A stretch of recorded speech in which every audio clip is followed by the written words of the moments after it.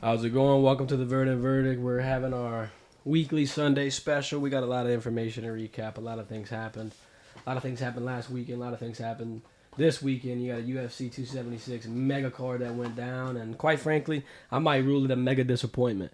I honestly think that I was expecting a lot more from that card. I was expecting, a little more dukes being thrown. I wasn't expecting Sean Strickland to get blasted. I wasn't expecting all these different things that happened. The Sean O'Malley eye poke, that was probably one of the biggest things that killed my vibe for the whole night. Izzy's decision win, that was good. You figured that would happen. I wouldn't expect anything other than a W from the style bender at this point. I think he's got that division on locks. Also, we got the Manning Passing Academy. We went over to Manning Passing Academy last weekend. We got some exclusive footage. We got some footage with Bryce. We got some footage with Peyton. We got some footage with everybody. So we're going to go ahead and dive into a little of a recap right there. Ben, what do you think about UFC 276 and how all that went down? Like you were saying, man, it was a little bit disappointing. There were so many strikers on that card, so I definitely thought there'd be some more knockouts. Yeah, me too. The Sean Strickland knockout was pretty good, but I mean, that's one of many. One a minute, man, and I think. Excuse me, turn these mics down a little bit. Yeah. I think that. What I was expecting from the UFC was I was expecting a little more action-packed card. A lot of these things ended quickly, ended a little abruptly. I wasn't too satisfied with what I saw. Moving towards the Manning Passing Academy, though, we had about 47 college quarterbacks over there. There's a lot. A lot of big names. You had Bryce Young from Alabama, Miles Brennan from LSU. You had Stetson Bennett from Georgia. Oh yeah. You had the Oregon QB. What was his full name? I don't remember off the top of my head. You're putting me on the spot. Nice dude, Will Levis from Kentucky. Cool. And we my favorite part of the whole event was getting to interact with the college, who were the coaches for the camp, getting to interact with them and getting some footage of them on the field and getting some footage of them, working with the kids and whatnot. It was a really wholesome event. You seen all kids, all kind of grades, working on their skills at a young age. That was pretty cool. Getting an in-depth look at two of probably the most successful quarterback of all time, Peyton Manning, Eli Manning, probably the best quarterback family that's ever going to come into the world of football. You got that going on. You got, man, there was just all kind of things at once. You had Archer his recruitment ending. He committed to Texas and he joins a list of recruits who have made their decision over the past week. The recruiting summer period has officially started. Also, summer periods have started. The NBA free agency, that's getting in there. You got a lot of rumors, whether it be Kevin Durant or Kyrie Irving. You got a whole lot of buzz going on in the sports world. So let's dive into it. UFC 276. The first thing that I want to address with UFC, Max Holloway, man. Look, I didn't expect Max Holloway to win. I'm not disappointed in Max because, quite frankly, I thought this would happen. I thought Volk would go out there and finish him. Quite frankly, I didn't think he'd go the distance for the second time back to back. My thing is, Alex shut up the haters. Alex shut up Max saying, "Oh, the decision was wrong." No, the decision was clear. Max was holding on for dear life. Alex smushed him. Alex had him begging for help. It got bad. It got horrible.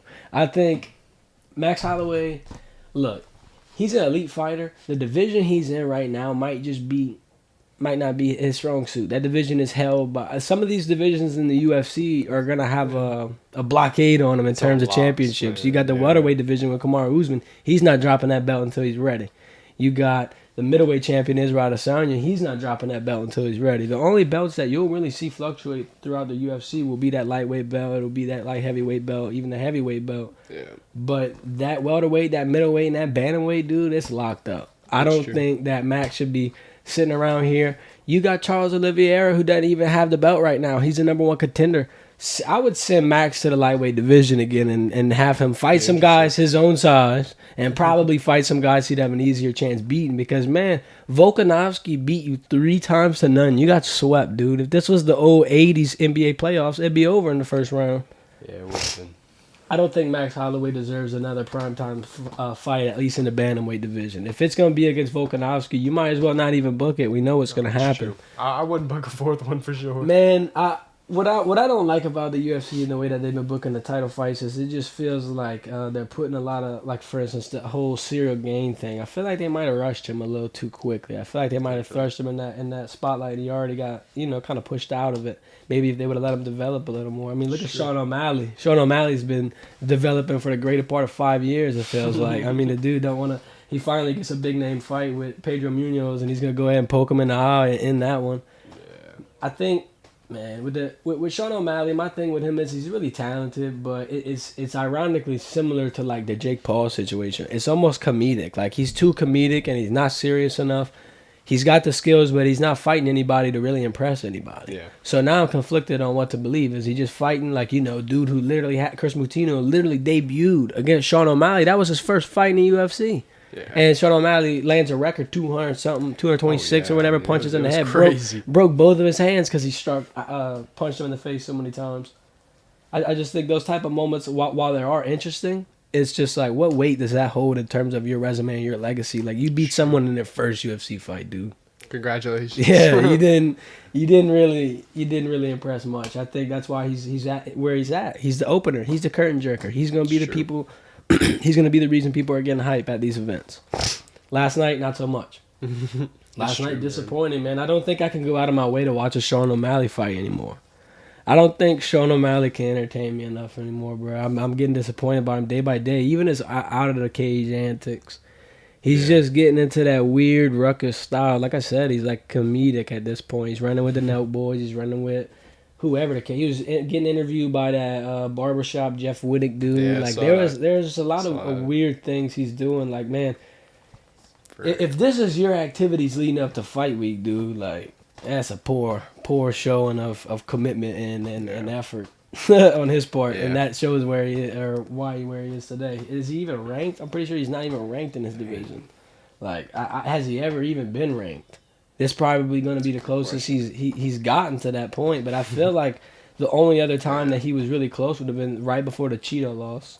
Yeah, that would make sense. That was like when he was on the cusp of it, and then like he kind of shelled away after that. It looked like he got intimidated, not necessarily by Cheeto or the division or fighting, but just by the fact that his streak was snapped, and now he kind of didn't know how to bounce back and gravitate towards another positive streak. Yeah. Someone who's on a crazy streak in the UFC, though, like we mentioned earlier, Israel Adesanya, he beats another, Jared Cannonier beats another big guy, but I will say this. He does have a big test left. There's one more. You got Alex Pereira. He's, 6-1 now in the UFC. Destroyed Sean Strickland. Got performance of the night. First round KO. He knocked out Israel in the Japanese kickboxing league. He knows what it takes. He's hit Israel and he's seen Israel fall because of it. That's got enough. He's got more confidence than anyone else Israel's ever fought at this point. He's got a leg up on him. He's got the victory. He's got the mindset. He can go in there and he can push some buttons with Izzy. I mean, Izzy doesn't trash talk and get into the antics much, but he could do something in terms of at least just make Izzy a little uncomfortable. And if Israel Adesanya is a little uncomfortable, he could be a little offbeat, and all it takes is one shot in the UFC, especially when you're Alex Pereira knocking Sean Strickland on his chin. Put that on display the other night, man. Yeah, I was really impressed with this whole, look, these younger guys in the UFC, they got a lot of potential. It's just, I'm wondering, they got so many dogs at the top of these divisions. It's true. Like, you don't want to send Sean O'Malley. I personally feel he should be in the lightweight division. He's just too big to be playing around there. He's cutting so much weight every fight camp. He looks so skinny. Looks weird. It's like Conor McGregor when he did that nasty cut, bro. I mean, weight cutting in the UFC is hard. I couldn't imagine having to lose 20 pounds in a course of, probably 2 weeks. The last 2 weeks is when they shred their most weight off. Horrible. But more towards the Man and Passing Academy, we had the privilege, and we're very, very thankful for Mr. Greg Blackwell for making this happen. But we got a privilege to interview Peyton Manning, Eli Manning, and several other college athletes. It was pretty cool, seeing Peyton Manning in the flesh, man. A whole lot taller than I expected. He towered over me almost. That's what it felt like, at least. We got a question in the chat here on YouTube. Who do you think the best football player is in the world? Lionel Messi, Cristiano Ronaldo, or Neymar? Oh, man. I'm going to go Ronaldo, dude. I don't know soccer that much, but I play FIFA. I play FIFA on the Xbox, and I know that I like to go crazy. I like to go crazy with Ronaldo. I used to go crazy with him when he was on Real Madrid. I haven't played with him since he's got on his new team though. But good question. Yeah, man, Ronaldo's a baller for Yeah, sure. and Neymar is probably like my next bet. I like Messi, but he's just old. I don't.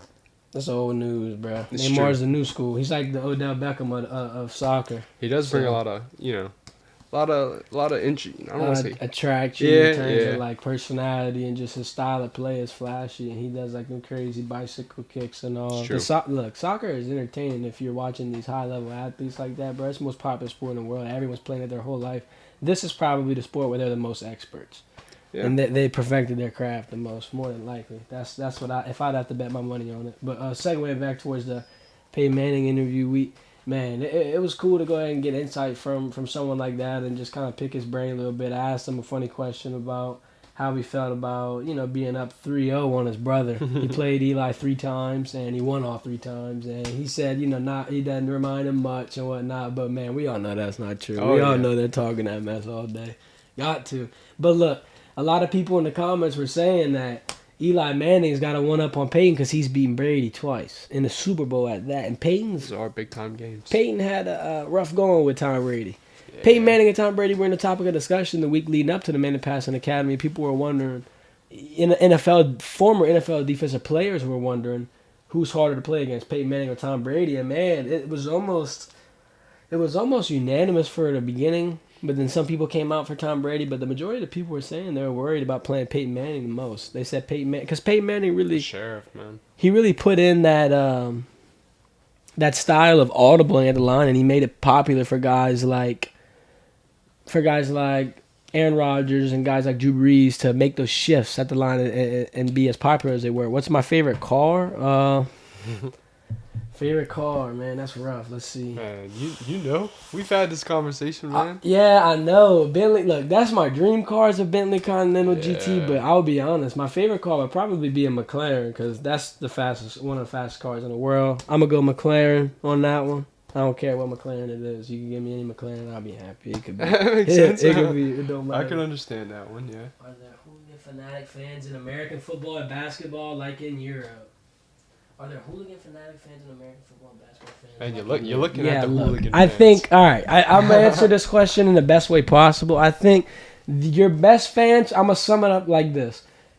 For college football, LSU all day. There is no other college football team that does it like LSU, whether it be fans, whether it be atmosphere, energy. Call me biased, I don't care. I'm going to stand behind that one. That's a good point, man. LSU Really college is. football.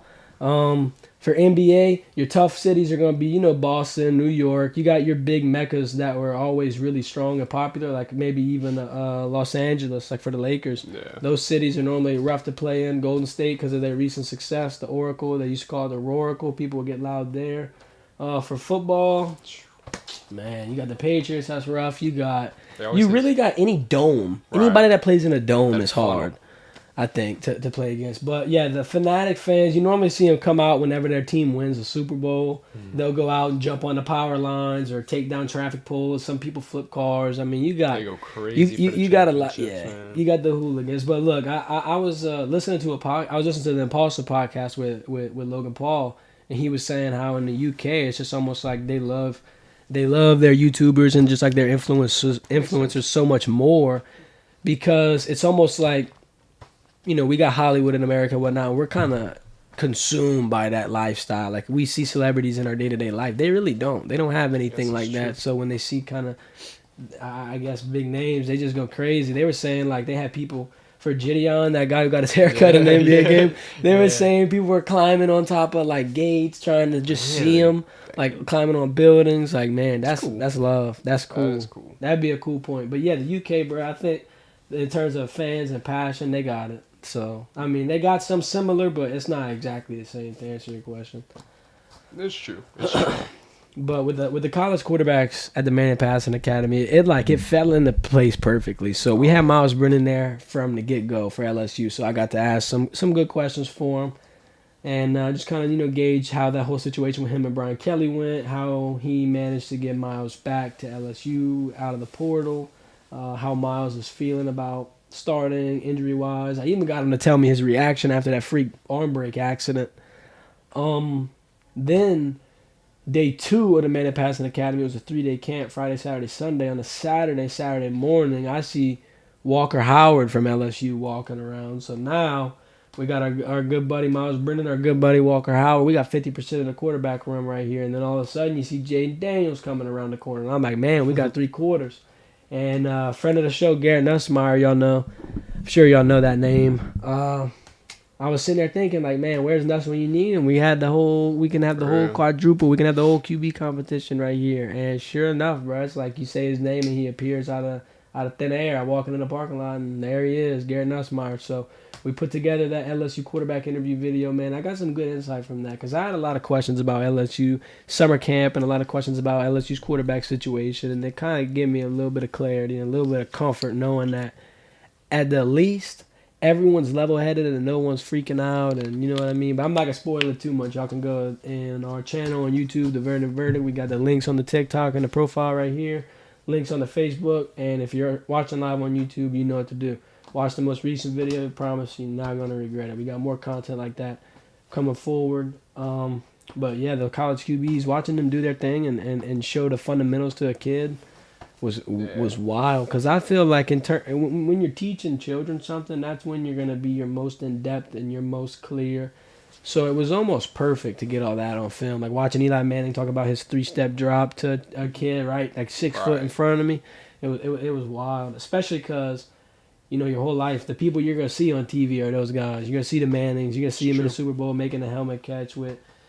Dude, like that just really took me away right there. Oh yeah. I had a lot of questions that I wanted to ask them, but they were busy throughout the camp. They were filming something with NFL Films. They had Omaha Production, which is Peyton Manning's camera crew team. They had him come out. They were they had like VIP access to everything, dude. We were like on their trails almost. We knew where the content was, man. We knew we had to go get it. We had to go get them videos for y'all, dude. That was probably some of my funnest times creating content I've had yet. It was a great experience. Academy. Yeah, because it's like that was actually one of the first times too where I was filming, but I wasn't looking at the phone. I was looking at what was in front of me, just so I was like, man, I need to soak this up, dude. I'm never gonna. I mean, well, next year we'll be able to do it, but for 365 more days, I'm gonna be able to see Peyton and Eli Manning throw some pigskin on the field. So I wanted to go ahead and do that. It's crazy too, because Bennett right here went to Nickel, so man, it's like he completely got that whole place re-imaged. Cool, man. It changed that perspective, That was pretty cool. I'm excited for that to come back. I'm definitely gonna attend that again. That was cool. Got to, man. Man, I was looking at the coaches that they had for the college quarterbacks for the last couple of years, bro. At one point they had Trevor Lawrence, Lamar Jackson, Joe Burrow, Justin Herbert, all in the same field. I mean, that's unreal. So starting quarterbacks for elite teams that have championship potential, man. I think this NFL season is going to be wild. This college football season is going to be wild. I mean, look, the NBA might even be wild with all the trades that they got going. You got Kevin Durant. This is my hypothesis for the whole Kevin Durant situation. So we knew that Kyrie Irving was going to head back to Brooklyn, and we knew that there was some friction between him and Kevin Durant. So Kyrie Irving decides to stay, and because we knew the trade market for Kyrie was thin. There's only really one team that wants to trade with Kyrie Irving, and it's the Los Angeles Lakers, who will be traded to the Brooklyn Nets from the Los Angeles Lakers. Russell Westbrook, who probably has the most conflict. What was the most conflicted duo in NBA history? Yeah. Russell Westbrook and Kevin Durant. So now they go to Kevin more than likely and say, hey, the only deal we can work out for Kyrie is by getting him to Los Angeles, and we're gonna have to probably bring your good old pal Russell Westbrook back in. And KD said, "Nah, I'm out. Trade me now."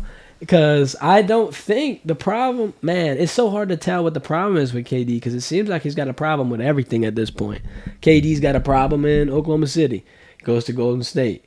KD finds a problem in Golden State, goes to Brooklyn. Here he is in Brooklyn, and he can't make it work with 2 all-star teams. He had 2 different teams that could have went to the finals. Oh, yeah. Doesn't make it work. Now he's moving on to another team.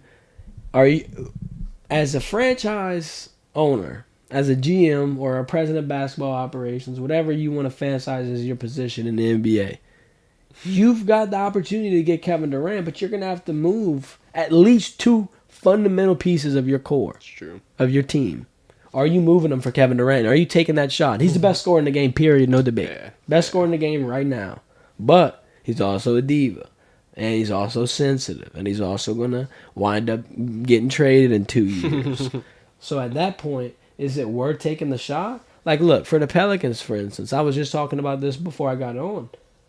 Why would the Pelicans move anybody to get Kevin Durant? It sounds crazy that I'm saying New Orleans shouldn't get Kevin Durant, but I really don't think that would be a smart move by them. No, You're going to have to get rid. I think the formula in terms of what makes the scales even in the NBA in terms of trades is 2 good players for 1 great player. And let's be real, KD's not just a great player. He's an elite player.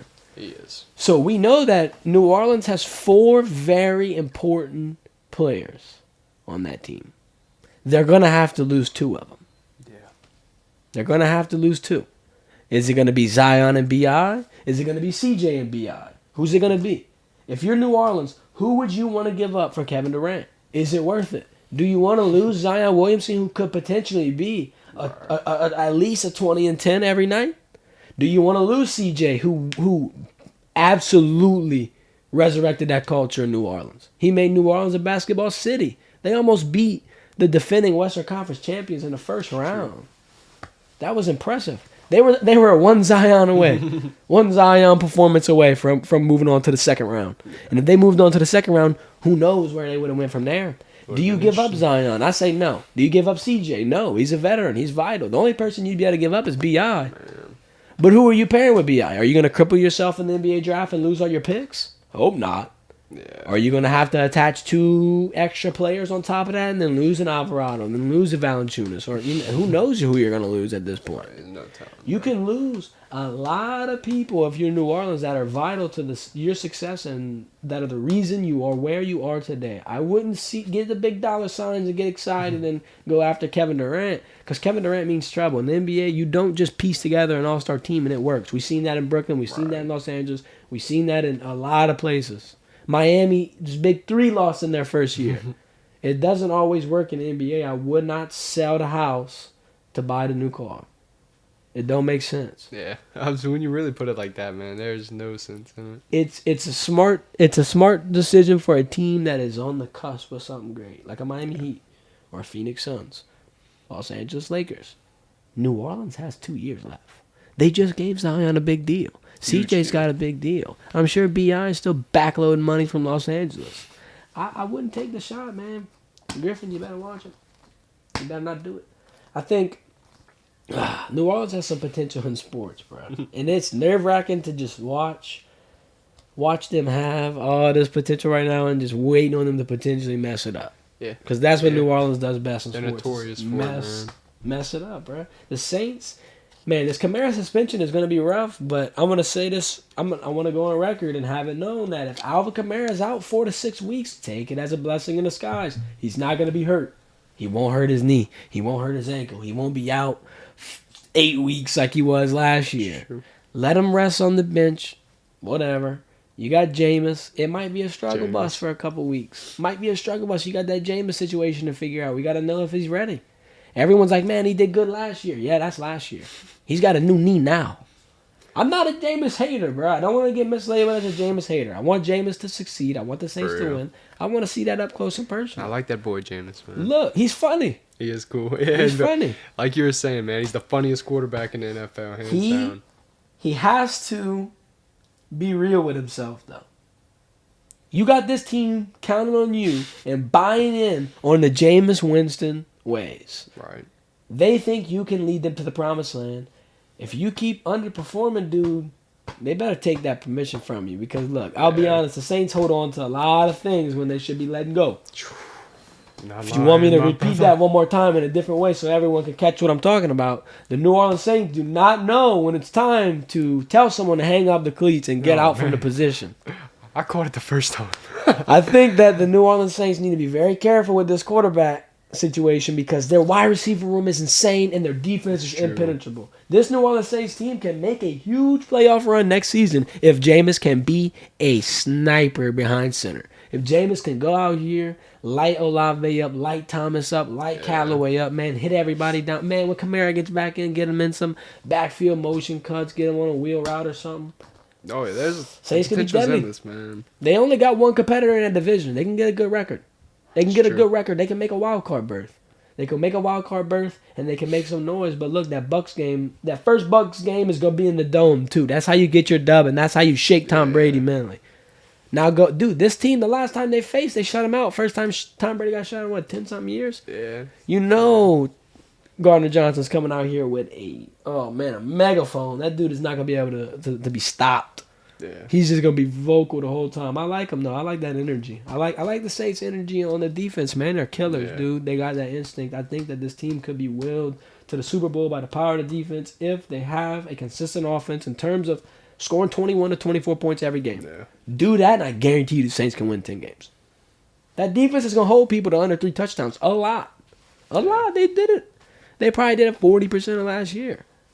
And even if you get a day where someone slips and gives you a 35 piece, that's when Jameis better get back behind center and throw one of them. I don't even know what he throw. Look, Them that heaters. man in that divisional game against the Bucks in Drew's last game ever, he threw the longest touchdown for the Saints of the year. Man. That was a dime. A heater. What was it, like a man? I don't even know. 70 yards, 62 yards. It was long. It was something deep, bro. I didn't think Jameis had that in him. It probably wound up being an 80-yard play.